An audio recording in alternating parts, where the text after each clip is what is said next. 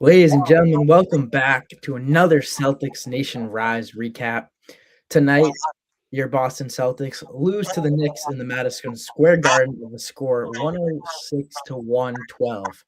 Tonight, it was a very close back and back game. The Celtics had runs, so did the Knicks, and we'll see that in the lead tracker. But ultimately, the Knicks were able to come out on top with some clutch shots from Josh Hart, a filthy pass down the end by Jalen Brunson, and it just didn't end the way the Celtics wanted to. A couple Jalen Brunson really operating well in the pick and roll late in that fourth as well to give the Knicks a win, but ultimately tonight's loss is, yes, a frustrating one, but it is a loss that is important. It's something to note. It's something to be aware of. It's something to look at, analyze, and make adjustments come playoff time if we are to see these Knicks. So not too much of a worry for me. We didn't have Jaylen Brown. We didn't have so really there was some misses pieces tonight, but ultimately good flashes of good stuff from both squads. So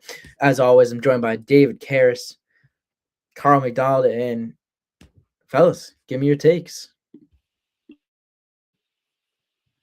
Yeah, I mean, I'm not too worried about this one as well. I think I'd be a little bit more worried had we lost, had we not beaten New York at all this season. I think it's an important thing, regardless of who's on the court, to be able to show an opponent that you know how to beat them, or to be able to show the world or the league that you know how to beat a potential playoff opponent.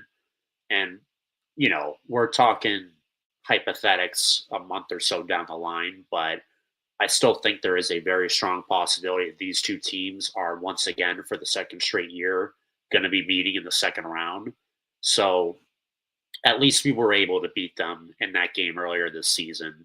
Is my overarching point. Yes, we did not have Jaylen Brown. It still stinks losing games down the stretch.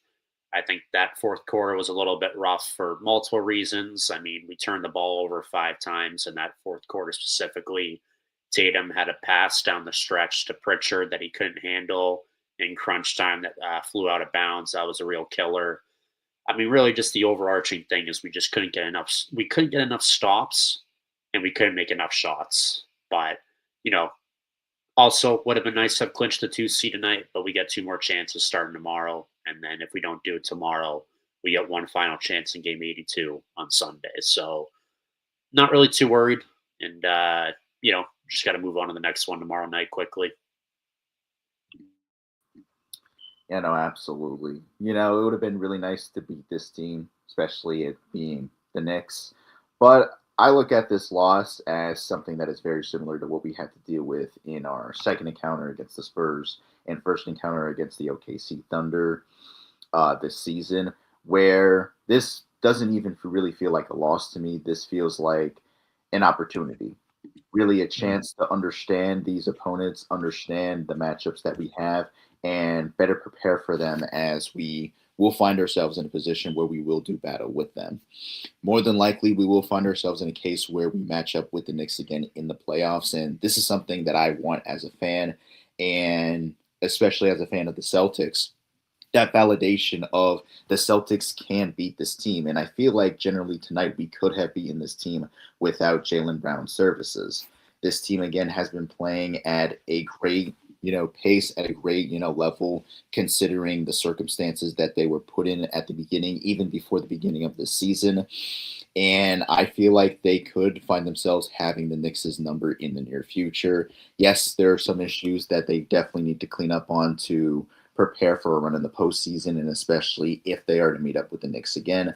But I feel like this loss was a great lesson for the Boston Celtics altogether, and it is something that they will eventually learn. And again, doing so by preparing for it, now they truthfully have all the notes that they need to, mitigate, the production of Jalen Brunson, Carl Anthony Towns, and of course tonight Josh Hart and others who may find themselves being productive with the Knicks on a nightly basis, and of course going into a playoff matchup.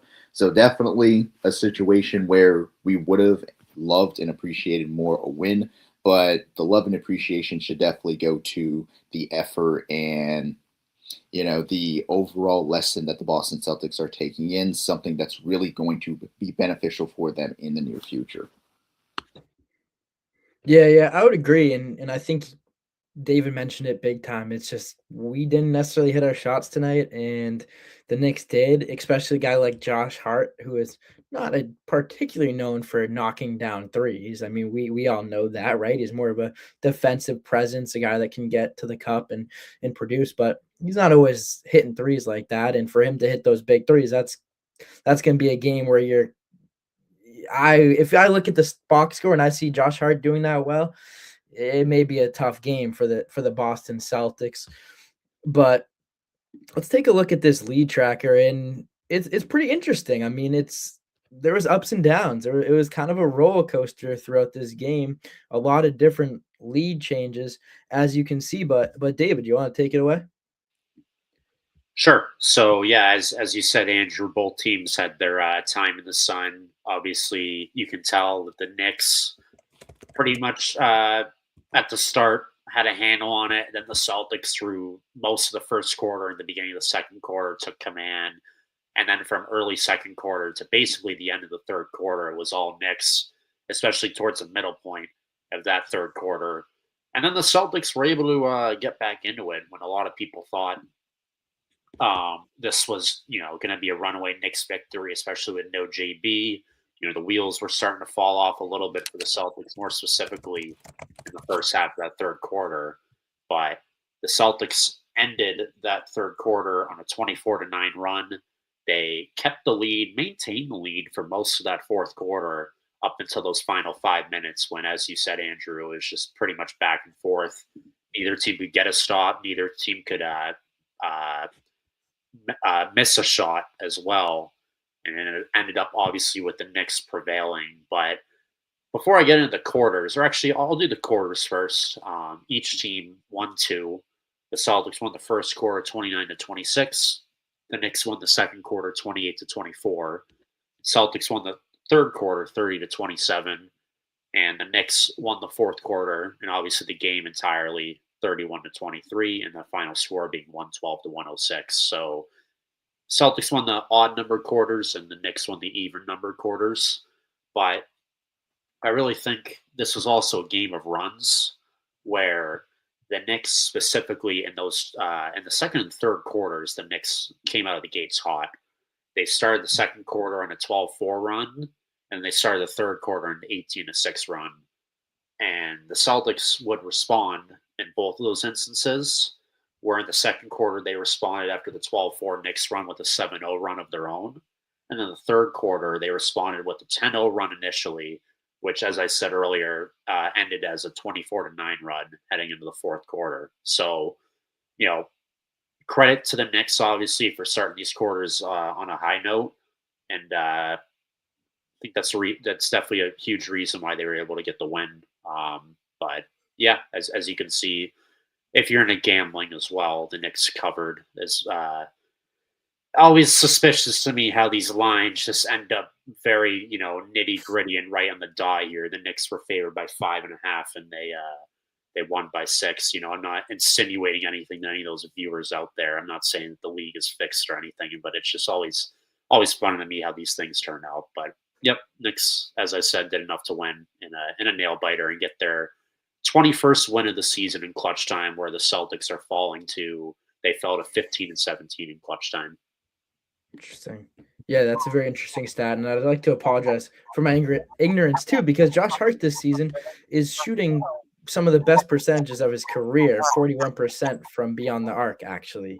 So he's shooting very well. Granted, his volume of threes tonight, not typical. Typically shoots only 3.7. Tonight he shot 7 threes, so he definitely increased his volume because he was feeling hot. So my apologies, Josh Hart. You're shooting pretty well tonight, so it looks like that's something we got to learn from, right? Like you said, Carl, we got to respect that three. We got to understand he's a capable shooter and get out on it. I think in the past maybe you kind of dare him to shoot, but hey, the stats don't lie, numbers don't lie, so we got to get out and defend Josh Hart. But let's take a look at the the team stats tonight as it wasn't like we were like completely dominated tonight, and that's kind of what the lead tracker showed us. But today we won the rebounding battle, and as a matter of fact, I believe we won second chance points. We got like 18 to let me check real quick. 18-6 on second chance points. I like that theme. A couple games ago or last game, we also led the second chance points. Continues to show this team crashing the glass and finding ways to keep possessions alive. We also won fast break points, 12 points. So we won that rebounding category, but turnovers, man. I think the turnovers were a big one, like you said, especially down the stretch in important times when you need to possess the ball and take advantage of your opportunities. 11-7 turnovers, and a lot of those turnovers came from just steals. And I think a lot of those times it's just, that obviously to me speaks volumes on the Knicks and their ability to disrupt and create a little chaos on the offensive end for your team.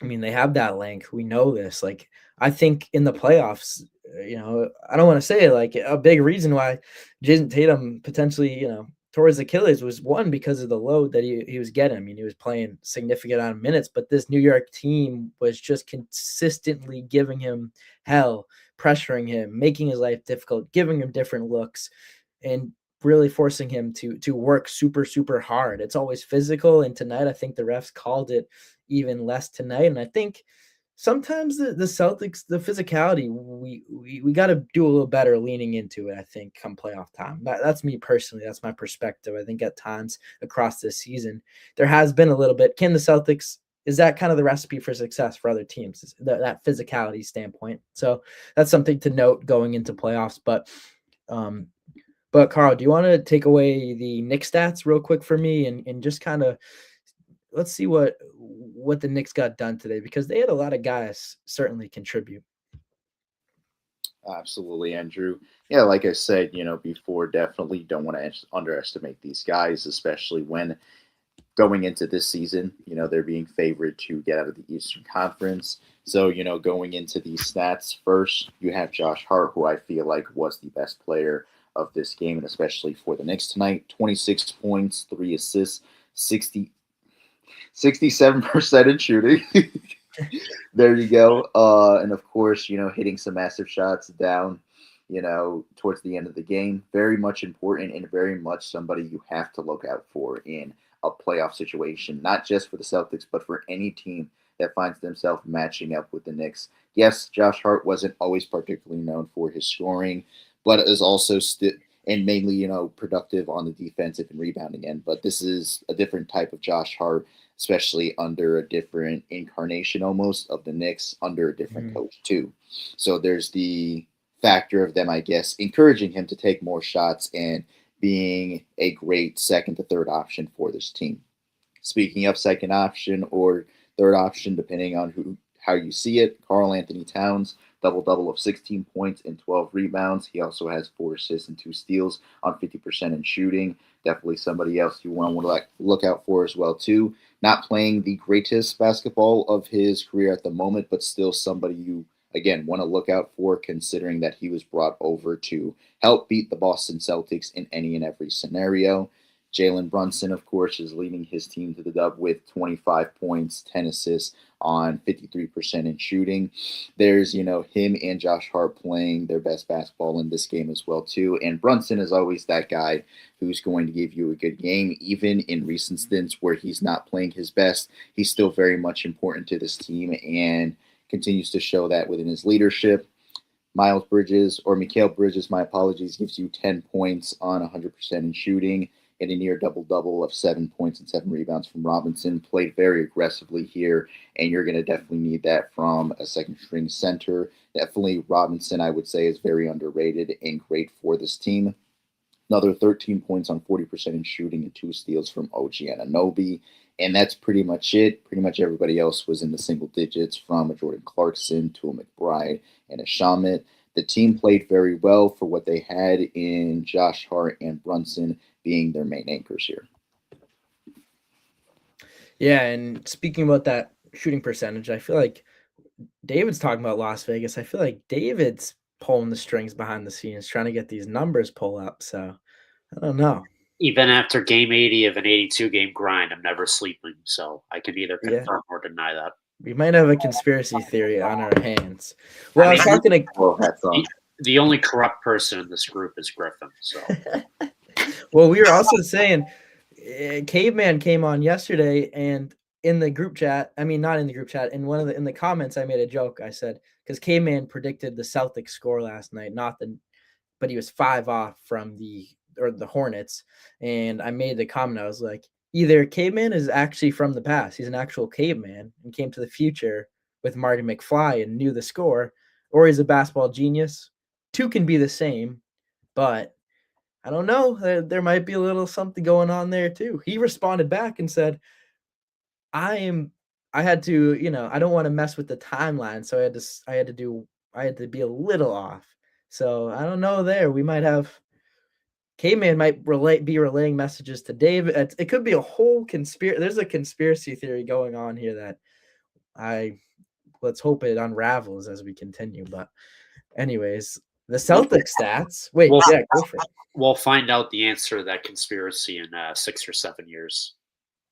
Oh, geez. I don't know if I can wait that long. I don't know if I can, but let's hope there's another number joke that comes out that's a little shorter that we can tie ourselves to.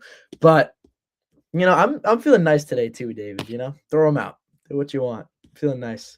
But You're for the load Celtics- managing. I'm sorry. I'm so sorry. You're load managing from bleeping me. It's that point. Yes, I am. I'm load managing from a lot of things. I don't know if you guys saw my text, but I was walking the treadmill tonight, and I don't know. I felt something in my Achilles, and I'm not comparing myself to these NBA players and their injuries. Like it's bad, but I'm in Wakefield. I don't know. There's no way I'm getting a quick surgery like Tatum, right? So I gotta be careful. I'm also on load management at the moment. Once we get the playoffs, though, we're ramping it up. We're ramping it up. But Sam Hauser tonight, 6 points, 2 for 6 from beyond the arc, man. We need Hauser to hit these shots and be a little more consistent for my liking, especially in these big games. I just really think he's a key contributor in the playoffs and an opportunity to hit big time shots when we need him. And he just can't seem to find his rhythm at the moment. And let's just hope that as the rest of the season progress, as we finish up here and as we get into playoffs, gets a little time off, gets a little way to find his rhythm, and we start seeing a slightly better Sam Hauser than we've seen. Jason Tatum, just shy of another triple-double tonight, 13 rebounds, 8 assists, 24 points, but he was not very efficient tonight. He shot 7 for 22 from behind from the field and 2 for 10 from the 3-point range.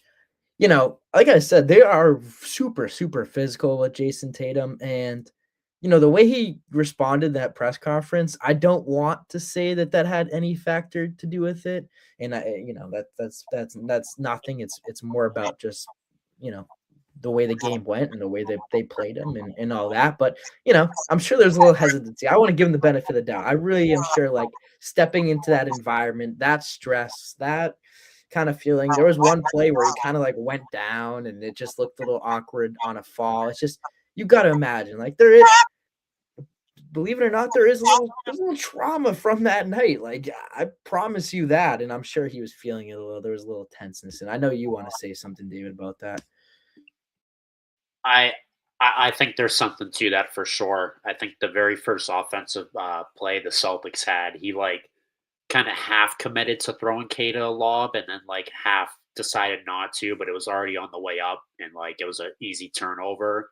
And then so that I think had something to do with it right off the bat, like the jitters of being back where it all happened. And the second play I think was in the fourth quarter where I'm not sure if this is the one you were talking about, Andrew, but when he got into a tussle with Josh Hart and he had the ball on the ground and Joe Mazzulla was trying to call a timeout. Yeah. For me, I don't want to use the word triggering because like it's a completely different situation from a guy, tearing his Achilles versus me just watching it on my TV at my house. But that made me feel some sort of way because that was like the same exact spot where he Mhm. tore his Achilles It's last year. exactly what I said to my dad. Yeah, it's exact when I was watching it, I was like, "Oh, that's the same spot." So, and then there was the other time where he was driving. I think it was also in the fourth quarter when he was driving to the rim and he like slipped in the paint, and that Mhm. reminded me of like what happened earlier in that game last year when he like slipped on his way to like crash in the rim and like the whole Yeah. wrist thing popped up there too. So again, I'm not going to use the word trigger, but a lot of feelings about that stuff for sure were popping up for me. But Mhm. really, credit to the Knicks fans being classy enough to they're very classy on their end, giving them a round of applause before the game started. I mean, tip of my cap there to the New York faithful. So you love to see that because I'm sure that means a lot to Tatum as well. Yeah, and I agree, and I'm sure Carl, go ahead. Yeah, pretty much. Yeah, I had the same feelings. I feel I don't remember which play it was, but yeah, falling the exact same way almost. Mhm. In one of those plays definitely was very scary. And yeah, he talked about it earlier before the game. I think the day before too, and what the night they had beaten the Hornets. That yeah, he was not excited to go back. This was definitely something that was a hurdle for him mentally. And, it's very heartbreaking to hear that, but also very necessary too. Heartbreaking because this is something that is now going to define his career, but he knows that he can make this into a positive, and so far he's doing a great job of that. And also, I think this is a great thing because of that. And also, when it comes to athletes, especially male athletes, they're not really given room to really show off their emotions and really be vulnerable with individuals, which is something that Joe Mazzulla also applauded Tatum on, for Mhm. being able to do that. Again, this guy is a father of two sons who was at one point seen as Superman, a guy who could have won an MVP, Finals MVP, and who could be on his way to win one in the future, one or two of those awards, and has now been put in this position mentally. And I feel like with him being able to share that, especially in this time where social media is not very nice to him and just finds any reason to hate on him, it just speaks to the type of person that Jason Tatum is. Definitely shows a great level of strength that he has, a great level of faith that he has in himself. Sure, it's definitely not fully there, and that's completely fine. The fact that he still went into the building and played very well to the point where he almost got a triple double is impressive and is something that I wouldn't be able to do. And I feel like most of us wouldn't be able to do as well, let alone being in the city too, because again, that's something that, of course, is in the back of his mind, So kudos to Tatum for, being able to, rebound from that situation in some type of capacity. I feel like he will be just fine in the future, but of course, it's going to take some time to heal mentally. And yeah, also kudos to the Knicks fans, Knicks hopefuls who actually showed respect and care in this situation by showing him that support when the injury initially happened, and the class act of tonight giving him a standing ovation. There's of course that bad blood between us and Knicks fan bases, and there's some individuals who are disrespectful about it, but others who definitely deserve our thank you and our appreciation for showing the same to our star player. Yeah, definitely, and I think you kind of mentioning it, like throwing away those butterflies early on. I think it's almost like the NBA put the Celtics schedule together to give Tatum this Knicks game right before the playoffs. I mean, I maybe it's probably happenstance, but there is some part of me that looks at it and says, "Man, the NBA really wants Tatum to get back to where he was." They obviously there's gonna be a little frustration going back to the Garden. There's gonna be a little chaos. All right, let's get him in early. It's gonna be a playoff matchup. Let's even the playing field come playoff. So there's no excuses. There's no debate. Tatum's ready to go come playoff time. So interesting, very interesting, and I wouldn't doubt it. I really would not doubt it. But we have a very, very special guest, Griffin Aldrich. Just finished an assignment, I'm assuming. Yeah, I got Applause to you. Shout out to my girlfriend. She really helped me with it. So can't rush her on Between girlfriend, ChatGPT, did you do any of it? No, just kidding. No, shout out the Sea Dogs. No, shout out the Sea Dogs for getting that game done early. You know, there was Wrapping it up. Yeah, there was a chance we were going into extra innings, but Abram Leando hit a walk-off single to win the game. So hey, Woof, back. woof. Oh, What was that? Oh, Woof, woof. woof, woof, woof, if you woof. want to hear more about this, go to Chasing the Monster. And shout out, no, not shout out. I because I don't know if you'll be watching this, but I'm gonna tell him at work tomorrow. The Sea Dogs GM is a Knicks fan. All right. Oh, His name is Jesse. If you see him, say go Celtics. But I know he's gonna give me crap at work about it tomorrow. I just know it. I just know it. But we should have him on for the super fan. We should have him on for a little Knicks. You know, what is it? We should, dude. That'd be awesome if we have rival showdown. Stay tuned for that. But if we have rival showdown, if we get him on, and then we got him even the playing field. We can't just have a 1v6 this time. I felt like that was wrong. No, I tell you what though, Aiden, we'll get Aiden and him on. That might be a fun little game. Well, can I say a quick little story time really quick? Last year during the playoffs, the first time I've ever been so cocky about the Celtics. Like, you know, I'll do a bet every now and then. I used to do a bet with my baseball coach about I had the Celtics and he had all 29 NBA teams. So if the Celtics won the championship, I won. So that was the most cocky I ever got. But I got really cocky last year and I was like, hey, after the Celtics win, I'm gonna buy you a I'm sorry for your loss card and sign it. And the Celtics lost, fast forward, and I went into work and I did not say anything, and he just stared at me. He didn't even say anything. He just stared at me for like 2 weeks straight. Well, Griffin, let's remember. I don't know if you want to pull this one up either. You also bet RBZ Sports a pretty crazy bet as well. What was the RZB Sports one? We were supposed to win 4 games. It was supposed to sweep. When And was you had to throw the hat on. Remember, you had to throw your hat on. Oh, that wasn't RZB Sports. Oh, my bad, wrong. His last name's Sports. It's worse. Oh, my bad. But the Knicks fan. My bad, Knicks fan. We don't support RZB Sports here. He's a hater in the comments. So. Anyways, my bad. I should have known the name. That's my apologies. No, you're good. No, yeah, you're right. I did wear a Yankees hat. So and Quincy still needs to own up to that bet.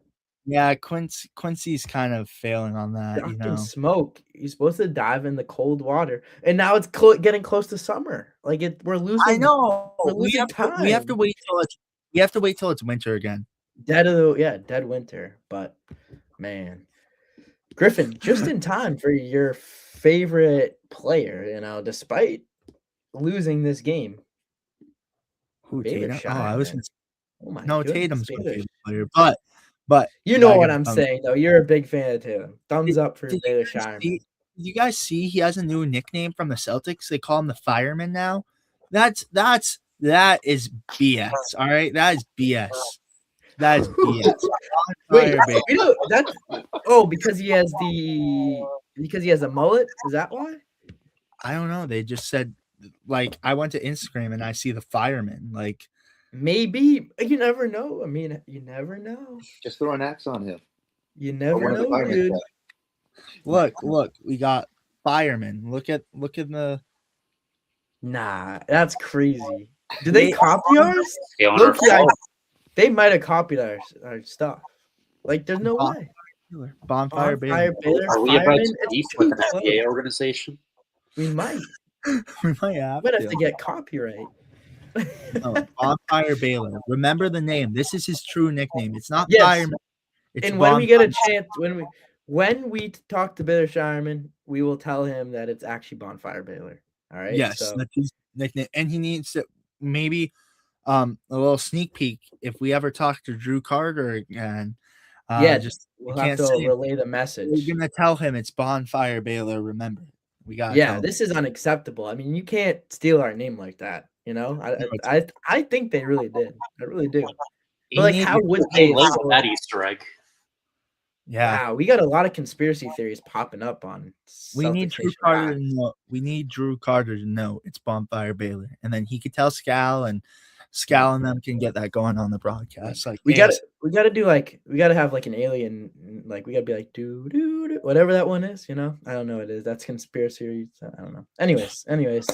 I don't know what it is, but I Anyways, God, the green Bonfire thumb tonight. The green thumb tonight. Anyways, Jason Tatum. Here's Jason Tatum. No Bonfire Baylor. But yeah, Baylor Shireman hitting clutch shots down the stretch, like huge shots that were keeping us in this lead. And I think, what I want to pull out, not maybe, Digital Buzz. We appreciate you, man. Yeah, I mean, it's just good to see Tatum back in the league, and we appreciate that comment. That's respect. That's a respectable Knicks fan right there. Respect right there. But I think what stands out to me most is kind of the rotation tonight. I think we went 1, 2, 3, 4, 5, 6, 7, 8 guys tonight played the entire game, and that was it. And we didn't tap into Garza, we didn't tap into Gonzalez, Ron Harper, Shola Tanji, and Mario Williams. And Shireman obviously got 30 minutes tonight. Vucevic 23. Like, it seems to me that this game, the Celtics were really kind of molding a rotation. I mean, this is typical. We've kind of had this rotation over the course of the season. Like, this is typical, but it seems like the numbers are inflated. And Joe Mazzulla, he was talking on 985 the Sports Hub, and he was kind of explaining that, don't look into lineups, starting lineups, nothing of that nature. Like, things are going to change, adjustments are going to be made. But do you guys think this is kind of looking like the rotation we're going to see come playoff time? I think so. I mean, I think we'll have the top 5 guys, White, Brown, Hauser, Tatum, and Kada. And then off the bench, it's going to be Pritchard for sure, Shireman for sure. And, I mean, the most interesting one for me is just the centers. I mean, Vooch, it seems like it's Vooch's job to lose with how much we're, ramping him up for playoffs. But, I'm interested to hear what you guys think with this as well. Like, I liked what we saw out of Vooch in the fourth quarter of the Charlotte game. I liked what we saw out of Vooch tonight in the third quarter, but I forget what game it was before he got hurt, where he had 28 points. But other than that, since he's been in the Celtics uniform, I haven't been wowed and seen a complete, end-to-end performance from him. So I don't know how Joe's going to manage that come playoff time, because Garza absolutely is worthy of minutes, but that's the most interesting one to me. I think you have to commit to one or the other in playoffs. You can't. It's really tough, especially in the first round, to go 9 deep in playoffs because of how precious every one of those 48 minutes is. But that is the biggest question mark to me: is have we seen enough from Vooch to earn those minutes away from Garza? Is Joe going to split it up between the two, or is it just going to be matchup based? That's the most interesting one for me. But other than that, yeah, I think the rotation is pretty much set. It's just the backup big man position for me that's the most intriguing to watch. Yeah. We can go into this, a little more depth on the podcast before playoffs. Like, this is something we're definitely going to talk about. And I do think that there is a bit of a toss-up between the two. I think Vucevic does have that more experience in playoffs. I don't success rate, not as crazy, but he understands what it takes, and he's got a little more veteran experience, and that's someone you can lean on come playoff time.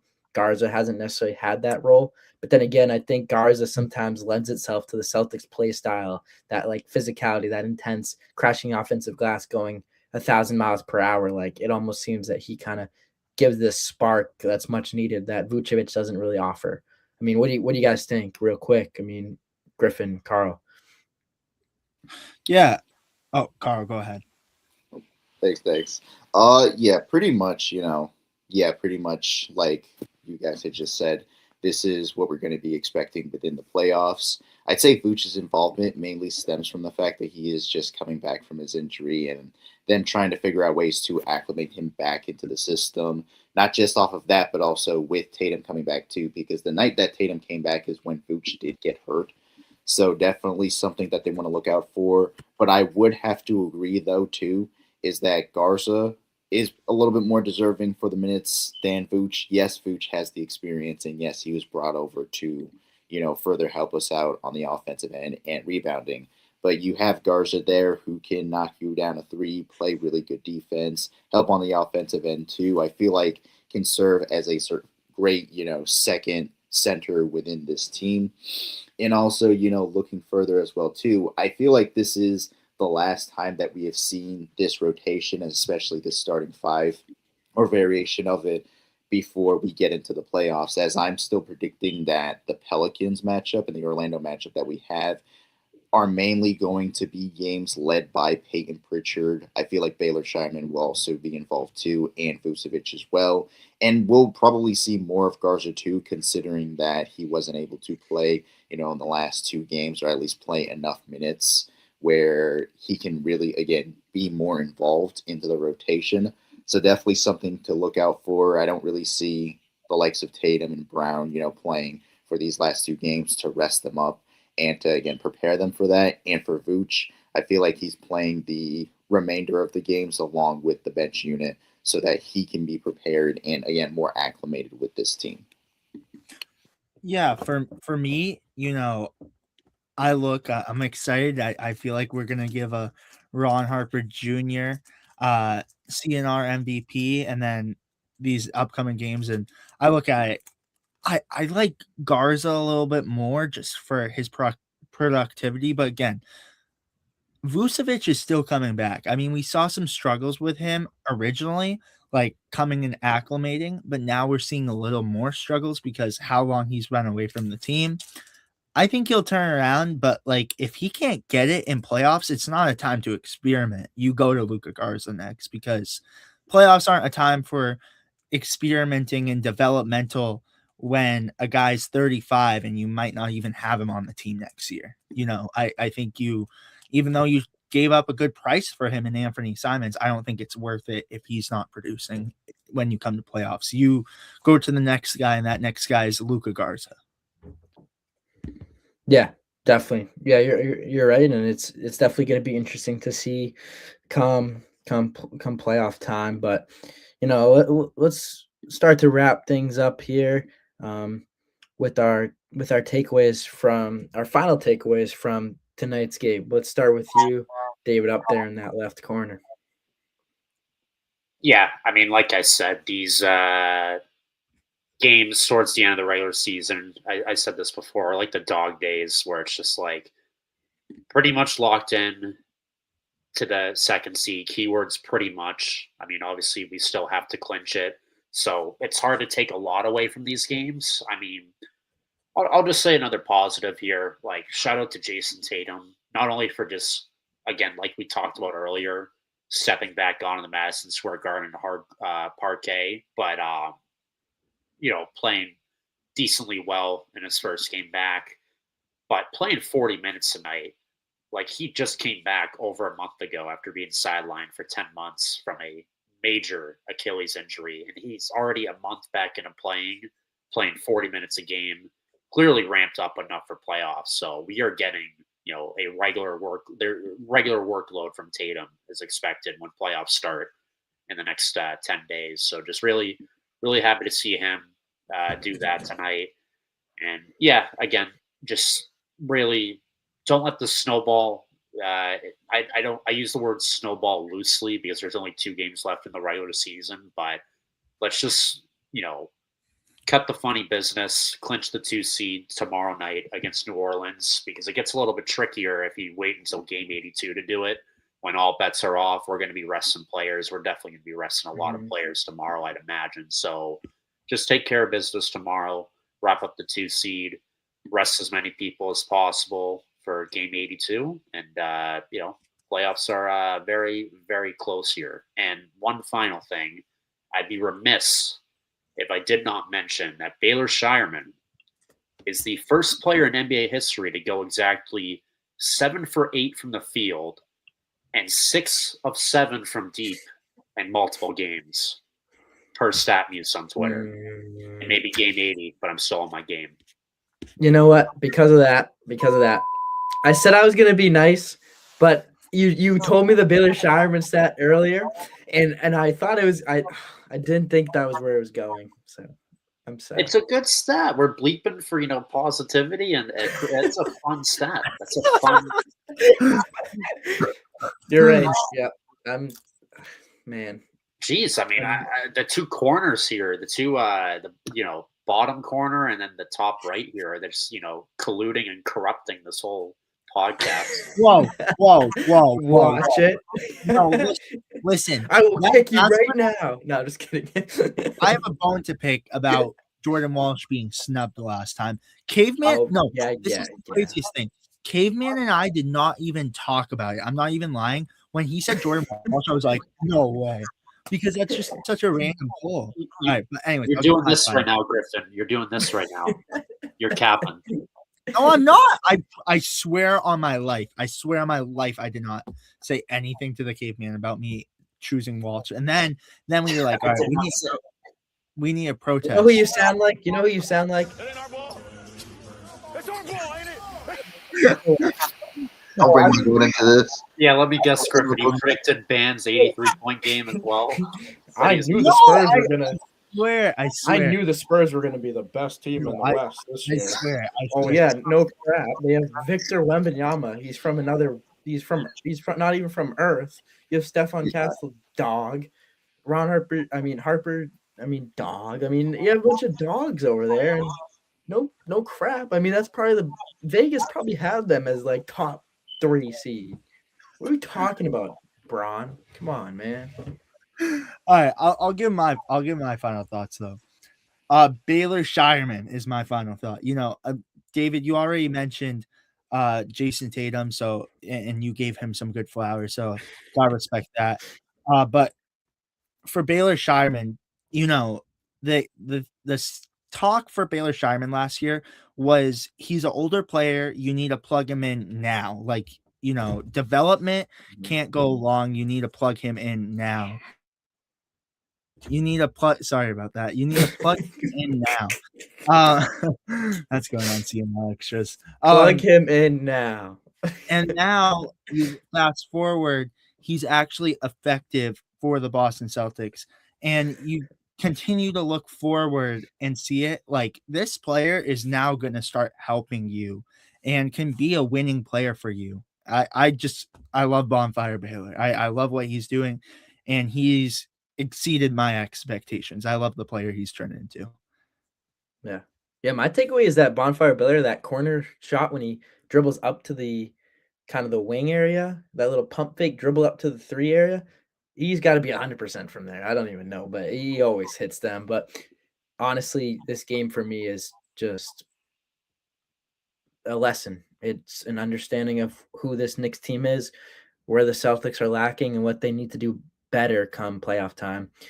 You can't really look into it, and I know Joe Mazzulla is not looking into this loss, stressing over it and wondering what happened tonight. He is grateful for the mistakes that happened. He's grateful for the successes, and he's going to put them together and just figure out what they need to do in the playoffs and when they face this Knicks team. I'm not concerned about this loss at all. And if anything, I'm happy. Let's lose this game against the Knicks. Let's give them hope. Let's give them faith. Let's give the Knicks faithful, Ben Stiller, all those guys in the sideline. Let's make them feel good right now. Oh, it's regular season. It's 3 games out of playoffs. We beat the Celtics.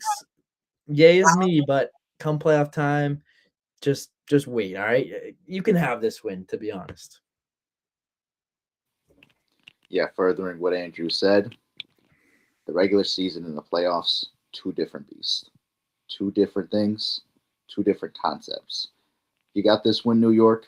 Congratulations. Great. And again, much respect to you for showing your appreciation to Jason Tatum tonight. Mm-hmm. But at the same time, this is a win that's really going to help us out, further us, and give us what we need to prepare and get ready for this. Because again, I really need this matchup. I need this as a fan.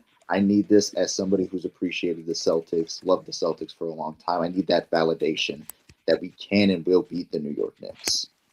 Not just because of the history that we had with them prior to last year, but especially with what happened last year. I need this. I know you guys need this. And I know anybody who is a Celtics fan needs this as well, too. Having said that as well, you need to continue, working, playing the way that you need to keep playing to prepare yourselves for the playoffs. Like you said, David, cut the crap. There's no time to horse around. The Pelicans are going to play hard because they have nothing to lose. They're not going to the playoffs. They're not doing anything. They're going to play hard. They're going to work around you. They're going to figure out ways to beat you and embarrass you and prevent you from getting the second seed or sticking as the second seed within the Eastern Conference.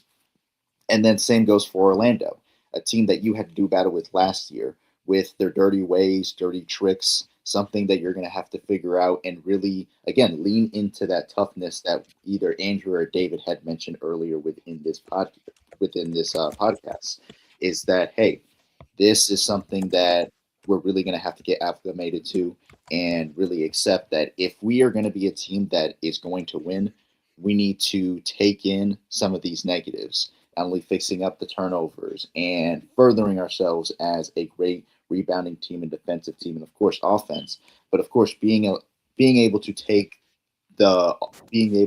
anything that is thrown at us, literally, physically, anything. It does not matter. We should not be scared to, get up to the hoop and give ourselves a shot there, as, fouls still happen. And we should be able to show our toughness on that end and just go to show that playing with our hearts out is the type of identity that Boston Celtics currently have right now. And we need to continue further than that. Yeah, definitely.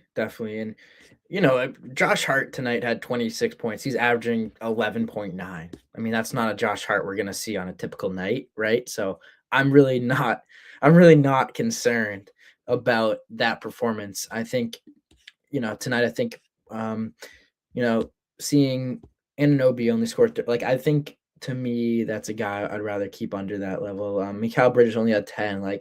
It's Josh Hart tonight to me is a big outlier, and he's a guy that you can contain. He's a guy that you can't stop. He's a guy that's not going to typically score 26 points. So I do think that is something to understand, something to note in this loss. But that's really it for tonight. I mean, another game in the books as we slowly, or I should say quickly, approach the end of the playoffs. But thank you guys so much for watching another Celtics Nation Rise recap. The Celtics did lose 112 to 106 to the Knicks, but there's a lot of lessons to take from this game. And Joe Mazzulla, you guys know, will be taking those lessons and applying them come playoff time. So thank you for watching Celtics Nation Rise recap. Subscribe to Celtics Nation Rise on our Instagram, TikTok, YouTube, you name it, we're on it. And thank you for watching again. Peace. See you.